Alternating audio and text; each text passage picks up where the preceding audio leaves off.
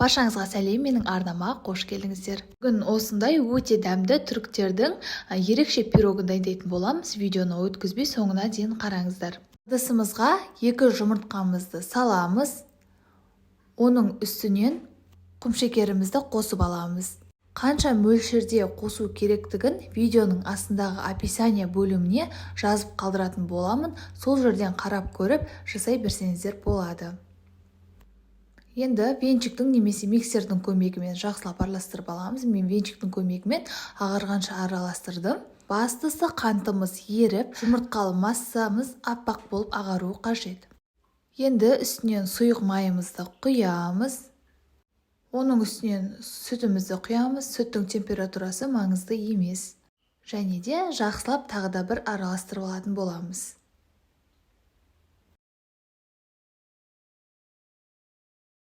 Бөлек ыдысымызға ұн, какао және разрыхлителімізді қосып, жақсылап бір араластырып, елекпен өткізіп, жұмыртқалы массамызға қосамыз.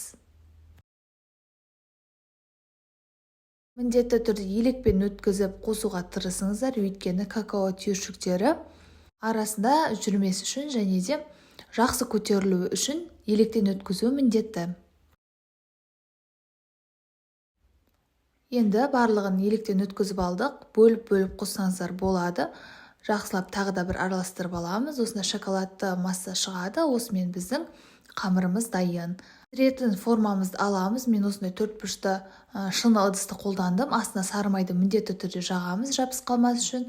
Және де қамырымызды құйып 180 градуста 25-35 минут аралығында пісіріп алатын боламыз. Егер де сіздерде осындай 4 бұрышты форма болмаса, дөңгелек форманы пайдалана беруге болады. Кәдімгі 24-26 сантиметрлік диаметрді пайдалансаңыз болады. Бетін тегістеп 180 градусқа пісуге жібереміз. Сол аралықта кремін дайындаймыз.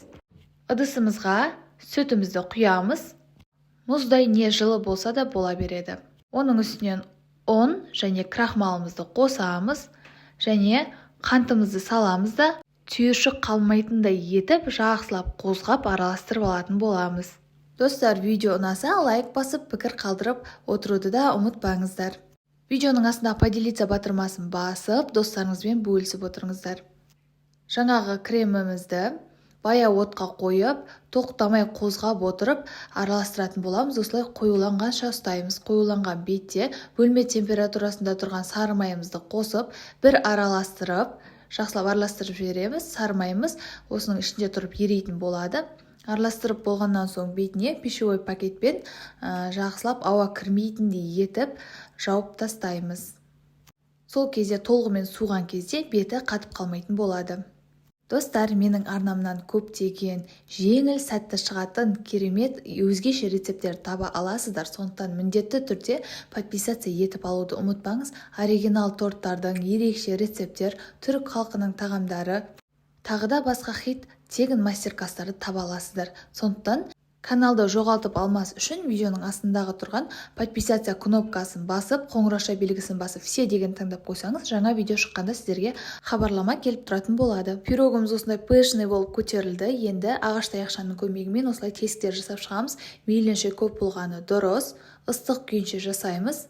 Бұл пирогтың бетіне сүт құятын боламыз. Сол сүтіміз толығымен ішіне сіңіп кетуі үшін осылай тесіктер жасап шығамыз.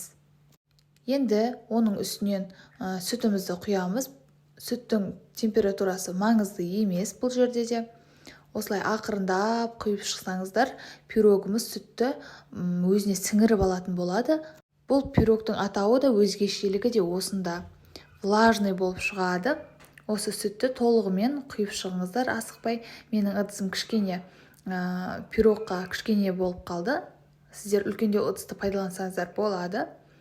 Осылай барлық сүтімізді құйып алып, толығымен суытатын боламыз.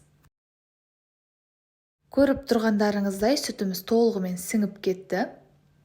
Енді пирогымыз толық суығанша ұстайтын боламыз. Толық суытып алғаннан соң кремімізде мұздай болуы қажет. Енді кремімізді бетіне құямыз. Барлық кремімізді саламыз да жақсылап тегістеп аламыз. Бұл пирогты міндетті түрде жасап жеп көріңіздер, сіздерге ұнайтынына сенімдімін. Мен бұл пирогты балаларға дайындап беріп едім, тамсана жеп қойды. Міндетті түрде сіздер де жасап көріңіздер, өзіңізге де, үйіңізге де, отбасыңызға ұнайтын өте дәмді, ерекше пирогтардың бірі. Көп затты қажет етпейді, қол жетімді заттардан, үйде бар заттардан дайындалатын ерекше пирог. Сондықтан сіздерге жасап көруге кеңес беремін.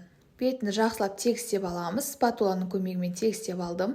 Енді өз қалауларыңыз бойынша бетіне әрлесеңіздер болады. Жеміс-жидектермен әрлесеңіздер де болады, немесе какао сеуіп, шоколад құйсаңыздар да өте керемет болып шығады.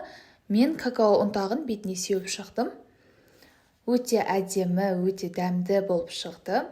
Міндетті түрде бұл пирогты мен тағы да жасайтын боламын. Қонақ келгенде жасасаңыз, дастарханның көркін ашатын пирогтардың бірі екен, әрі оңай жасалады болып шығады. Тоңазытқышқа 1-2 сағатқа қалдырамыз, креміміз қатқанша қалдырамыз. Бірден кессеңіздер, кремі ағып кетуі мүмкін. Мен 2 сағаттай тоңазытқышқа қойып қойдым. Енді кесіп көрсетейін, іші қалай болып шығатынын бірге көрейік.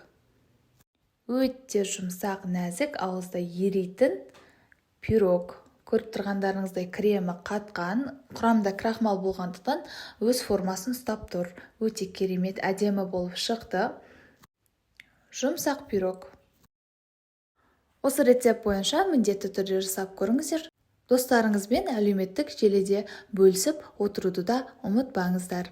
Менің арнамнан қандай видео рецепттер күтесіздер? Комментарияға міндетті түрде пікіріңізді қалдыра кетіңіз. Мен сіздерге міндетті түрде сол видеоны жасап бөлісетін боламын. Көріп тұрғандарыңыздай ауызда еритін нәп-нәзік пирог жасап көріңіздер. Астарыңыз дәмді болсын. Сіздермен болған Мадина.